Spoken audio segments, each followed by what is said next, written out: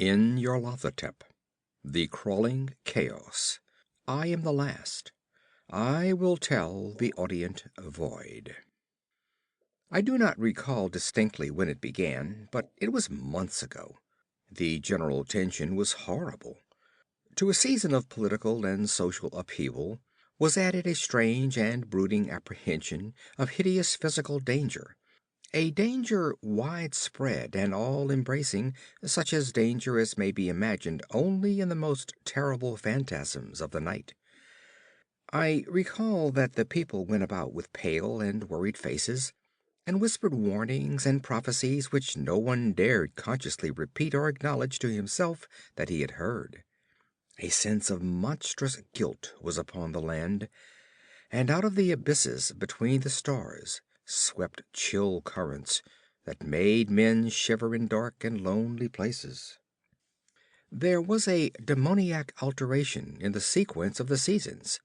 The autumn heat lingered fearsomely, and everyone felt that the world, and perhaps the universe, had passed from the control of known gods or forces to that of gods or forces which were unknown. And it was then that Nyarlathotep came out of Egypt. Who he was, none could tell, but he was of the old native blood, and looked like a pharaoh. The fellaheen knelt when they saw him, yet could not say why. He said he had risen up out of the blackness of 27 centuries, and that he had heard messages from places not on this planet. Into the lands of civilization came Nyarlathotep, swarthy, slender, and sinister, always buying strange instruments of glass and metal, and combining them into instruments yet stranger. He spoke much of the sciences, of electricity and psychology, and gave exhibitions of power which sent his spectators away speechless, yet which swelled his fame to exceeding magnitude. Men advised one another to see Nyarlathotep, and shuddered. And where Nyarlathotep went, rest vanished, for the small hours were rent with the screams of nightmare. Never before had the screams of nightmare been such a public problem. Now the wise men almost wished they could forbid sleep in the small hours, that the shrieks of cities might less horribly disturb the pale pitying moon as it glimmered on green waters gliding under bridges and old steeples crumbling against a sickly sky. I remember when Nyarlathotep came to my city, the great, the old, the terrible city of unnumbered crimes. My friend had told me of him, and of the impelling fascination and allurement of his revelations, and I burned with eagerness to explore his uttermost mysteries.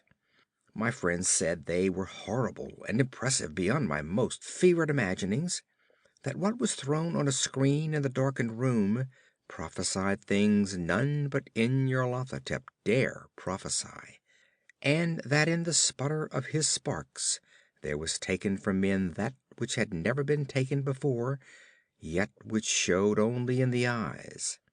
And I heard it hinted abroad that those who knew Nyarlathotep looked on sights which others saw not. It was in the hot autumn that I went through the night with the restless crowds to see Nyarlathotep. Through the stifling night and up the endless stairs into the choking room. And shadowed on a screen, I saw hooded forms amid ruins, and yellow evil faces peering from behind fallen monuments. And I saw the world battling against blackness, against the waves of destruction from ultimate space, whirling, churning, struggling around the dimming, cooling sun. Then the sparks played amazingly around the heads of the spectators, and hair stood up on end, whilst shadows more grotesque than I can tell came out and squatted on the heads. And when I, who was colder and more scientific than the rest, mumbled a trembling protest about imposture and static electricity, Nyarlathotep drave us all out, down the dizzy stairs, into the damp, hot, deserted midnight streets.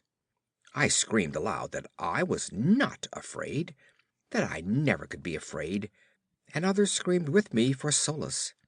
We swore at one another that the city was exactly the same and still alive, and when the electric lights began to fade, we cursed the company over and over again, and laughed at the queer faces we made.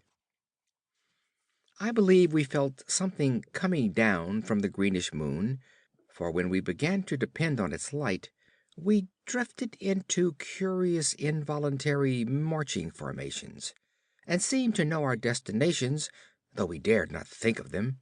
Once we looked at the pavement, and found the blocks loose and displaced by grass, with scarce a line of rusted metal to show where the tramways had run.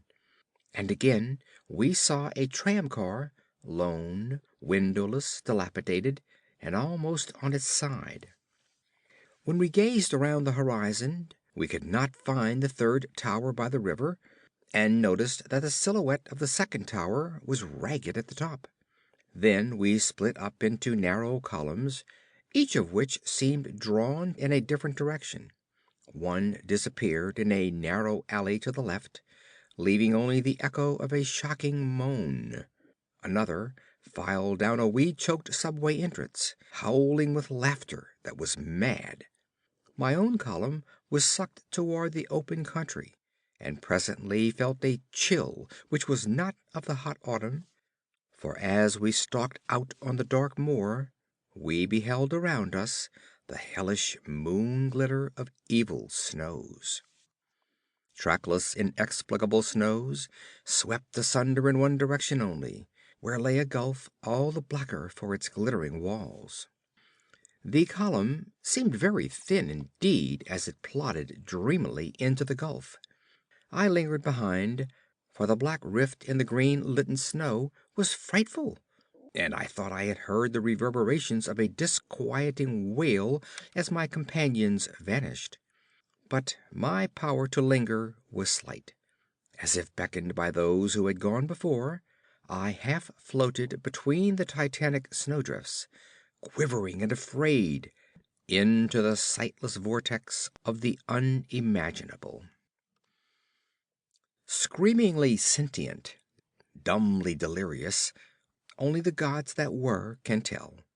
A sickened, sensitive shadow writhing in hands that are not hands, and whirl blindly past ghastly midnights of rotting creation, corpses of dead worlds with sores that were cities, charnel winds that brush the pallid stars and make them flicker low.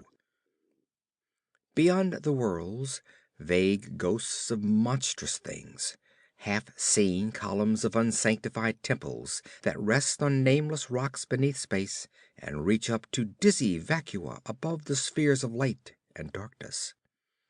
And through this revolving graveyard of the universe, the muffled, maddening beating of drums, and thin, monotonous whine of blasphemous flutes from inconceivable, unlighted chambers beyond time, the detestable pounding and piping whereunto dance slowly, awkwardly, and absurdly the gigantic, tenebrous ultimate gods, the blind, voiceless, mindless gargoyles whose soul is in Nyarlathotep.